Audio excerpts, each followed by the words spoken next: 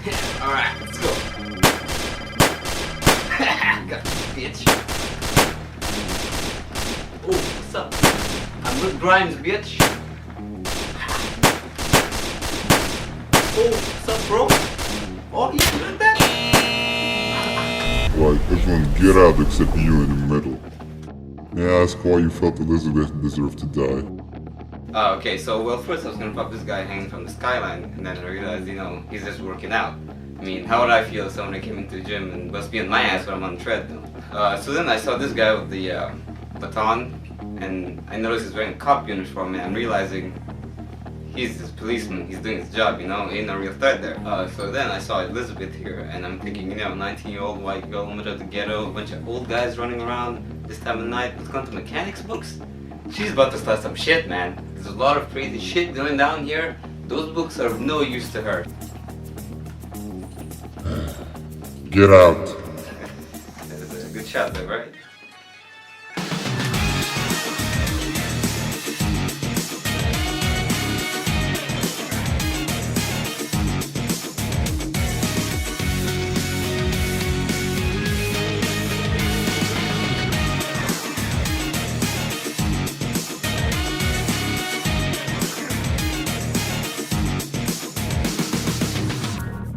So 5.5 years ago, a game about a city under the ocean was released and set a new standard for atmospheric gameplay and storytelling. That game was of course BioShock. And today we have BioShock Infinite, set in a city above the clouds. In BioShock Infinite, you play a former soldier named Booker DeWitt who is apparently in massive debt due to some serious mental health issues. He is given the opportunity to wipe away the debt by going on a mission to retrieve a girl named Elizabeth from the mysterious floating city known as Columbia. You quickly learn that Columbia is ruled by a racist prophet named Comstock, and it's not long before he starts trying to kill you.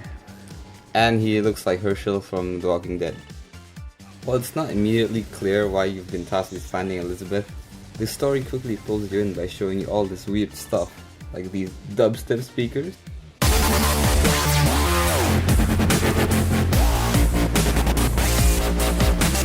These two guys that seem to be everywhere and anywhere. Another miss.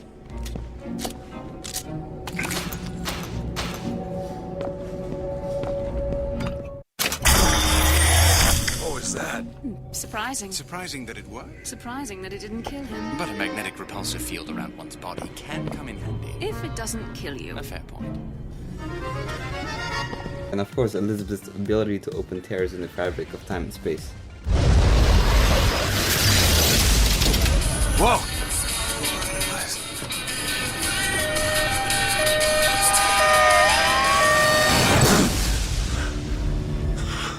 I'd rather not tell you guys much about the story and let you experience it yourself because it really is quite a good story and it's no Mass Effect 3 style bullshit ending with an unsatisfying conclusion. So, you know, it's a really good story, leaves you thinking, leaves you wanting to know more, and you really should go and buy this game for the story alone. But it's not a perfect game. So if you've played the first BioShock, you'll be familiar with the gameplay. You have your powers and your gun, except that with are now called Vigors and Eve are now salts. Well, you only live once.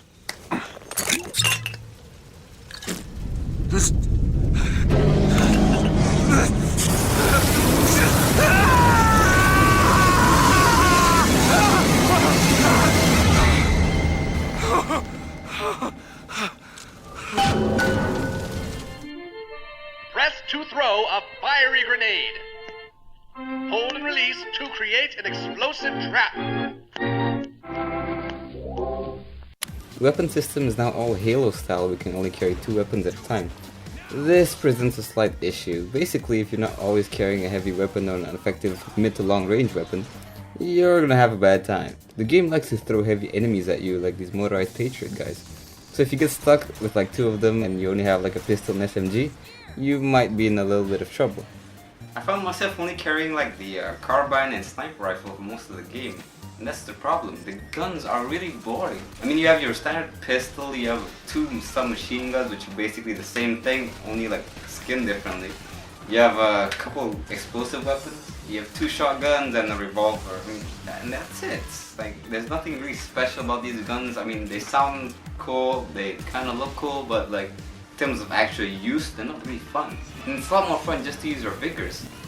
But the thing is, the vigors cost so much salt that you'll run out after only firing a couple of shots. Like for example, possession, you can only fire that twice before you run out of mana, so it's like, what the hell? You have to go back to using your gun, shooting people. The one thing that makes BioShock unique is your superpowers and vigors.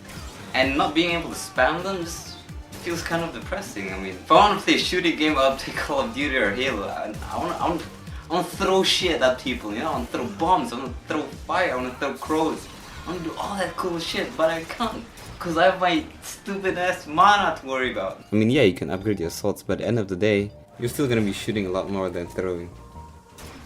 In the old BioShock you had perks, but this time around you have gear, which grants you certain abilities, although to be honest only a handful of them are really useful.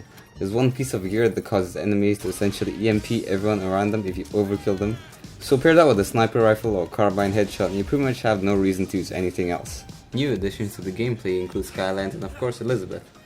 The Skylands let you zip around the battlefield and allow you to get into better sniping positions and avoid enemy fire in general. Elizabeth is probably my favorite new thing they implemented in terms of gameplay though. Okay, here's the thing. Gamers hate escort quests. It's a fact, it's a proven fact. They suck in Resident Evil 4, they suck in World of Warcraft, they suck in GoldenEye back in Nintendo 64, and they'll always continue to suck. Thankfully the devs noticed this and made Elizabeth more like a passive squad mate from Mass Effect, instead of someone that you have to constantly say, hey, get over there, don't get shot, or we fail the mission. She'll throw you ammo, health, and salts in combat, which is really awesome, to the point of it being pretty much exploitable. She also has the ability to phase in objects from an alternate universe, which can consist of anything from medkits to weapons to automated gun turrets. Outside of combat, she'll usually throw you some money, which is great. But the thing is, Elizabeth likes to use lockpicks, and she's gonna be the one picking locks, but she doesn't really find any lockpicks on her own, which is pretty lame if you ask me. You also don't have to worry about Elizabeth getting killed or, you know, getting attacked by enemies because she's basically invisible. Which is good, but at the same time doesn't really make sense. You can also use vending machines to upgrade your weapons and vigors. But these upgrades are usually only more damage, more clip, or more AoE, so it's not very creative. Gameplay aside though, BioShock Infinite is a really great game in terms of visuals and presentation. It's an amazing looking game. The art direction and design is really like, it really just starts to draw you into the world, and it's really it entices you to learn more about it. Everything just looks really awesome, even though this thing is running on, I think it's the same engine as BioShock 1, it's the Unreal Engine, but it's probably like updated and stuff, so. The gameplay is certainly the weakest aspect of the game, but where it lacks in gameplay, it makes up in storytelling. This is truly where BioShock Infinite excels. The way the story is told not just through cutscenes but also through hidden audio logs and these kinetoscope things make for a unique experience.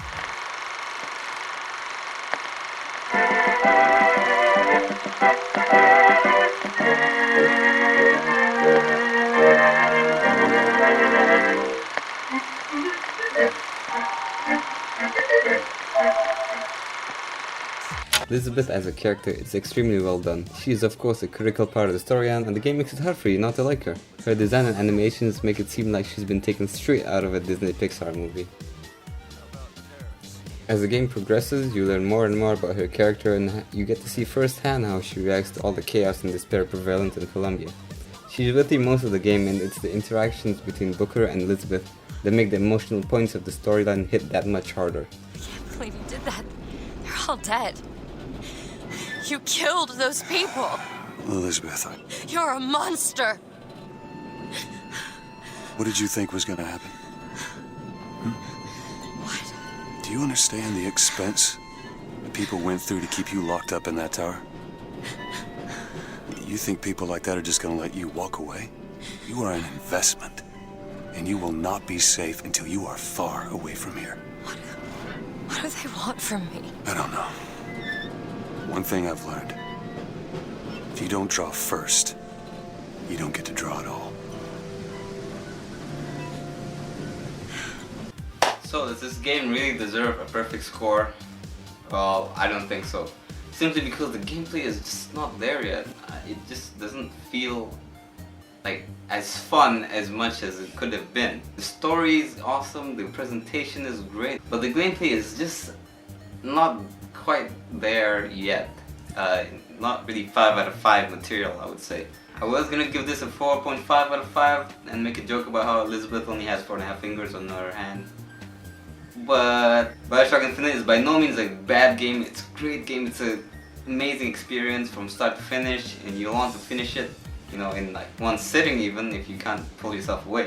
But I feel that the gameplay still needs some work in terms of fun factor, weapons, maybe more focus on vigors and special abilities instead of just shooting people Call of Duty style. And also one funny thing is that you can actually aim down sights in this game, but they're completely useless. Like there's zero reason to aim down sights except for when you're using the sniper rifle, because your crosshairs work just fine. Like why the hell would you want to aim down sight and limit your vision when the crosshairs are just as accurate? It makes no sense. So it just feels like tacked on and not much thought was put into that. That's just one of the things about the gameplay that's, you know, could be polished. But in any case, game is good. I would recommend you go and buy it. 4 out of 5.